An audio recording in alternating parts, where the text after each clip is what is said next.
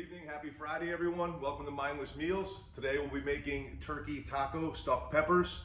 Really easy dish, not a ton of ingredients. Per usual, I've got a handful of things rolling already. I'll bring you up to speed on as we walk through this process like we do every week. Got my oven preset at 375. And in this large cast iron, as I'm sure you're starting to see, I use quite frequently. What I did is I added 1 tablespoon of olive oil till it got nice and hot. I would say medium to high heat, 8 or 9. And then a medium onion diced nice and small till it sauteed down, got nice and brown just around the edges, and the onion itself was translucent.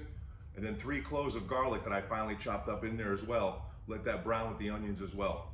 Once that was finished, I threw in a pound of ground lean turkey meat, and just like usual, turned it into a nice crumble to get it all mixed together, just like ground beef.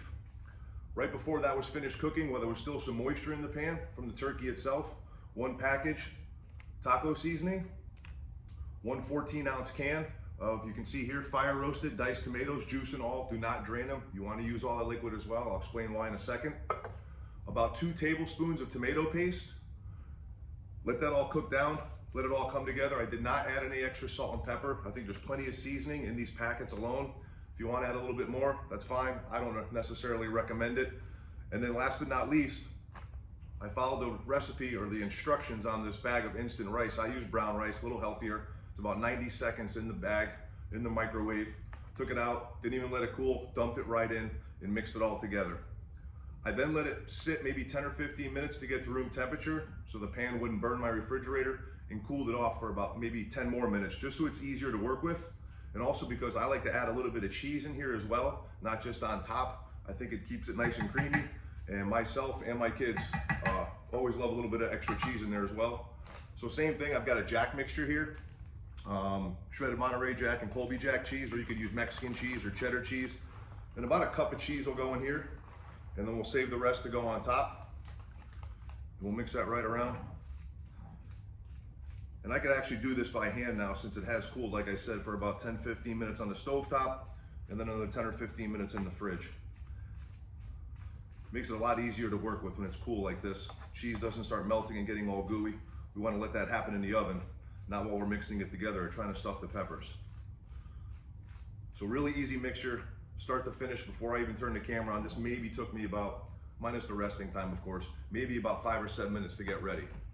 And then we have our peppers. So all 4 of these guys are ready to go. I'm sorry, 3 of these guys are ready to go. And I left 1 unprepared just so you guys can see how I do it at home. Real simple. Just want to take the top off, nice and easy. You see you've got your seeds in there and the core of the pepper itself. Just gonna rip that out and then tear out any of that extra white part or that connective tissue, just so you've got more area to stuff that turkey mixture inside of. So as you can see, that's nice and hollowed out. These are stuffed peppers, not filled peppers. We want to get as much in there as possible. Save the top, I'll tell you why in a second. And then just shave off probably even less than 1/4 inch of the bottom of the pepper. Now it's nice and firm. It's not going to roll around when you're taking it in the oven. I'm sorry, taking it out of the oven or putting it in the oven. Getting ahead of myself here. So this guy's ready to go. I did the same with these other 3. So now we have 4 large green peppers, bottoms flattened off, tops removed. We'll take the tops off these other 3, and then we'll start the stuffing process. Now you could use a wooden spoon, or as you're starting to see, I like to use my hands. Like I said, I've always got gloves laying around, so it's easier for me for cleanup. And we're just gonna jam as much of this mixture in all 4 of these peppers as we can. These peppers are relatively medium in size. They're not huge. So I probably could have got away with doing 6, but with just me and the kids, there'd be too many leftovers. So we're just gonna do 4 here, and I'll probably save this mixture. Maybe just have a snack later. We'll do pepper number 2.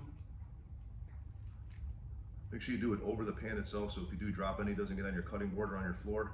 Falls right back into the mother pan here. 3. If you wanted to add some spice, a little cayenne pepper, a little hot sauce, maybe some chopped jalapeno, but my kids aren't big fans of spicy food yet. I'm gonna turn them on to it soon, I guarantee it. Hopefully you guys will be there to witness it. It's gonna be Big day in my life because I'm a huge fan of spicy food. So I just always end up having hot sauce laying around to add afterwards in an attempt to get them to try it in the first place. There's your parenting mindless meals tip 101 right there. So we've got all 4 of these stuffed pretty evenly so they cook evenly as well. Leave a little space in the pan so they steam and the moisture from the pepper comes out, gives them an opportunity to cook evenly. And now a normal stuffed pepper recipe would tell you to wrap it up 30 minutes in the oven, take it out, unwrap it, put the cheese on, but they come with their own wrapping. There's no reason not to use the top of the pepper. It's gonna add more flavor, and then obviously the moisture content in here is pretty high, so it's gonna add more moisture to that mixture as well. It's gonna hold it all together a lot better than just using a piece of foil or a lid if you have a pan with a lid on it. So we'll put all 4 of these lids right back on top. This guy came apart, but guess what? We'll put them in there anyways. And these are gonna go in, like I said, a 375 preheated oven.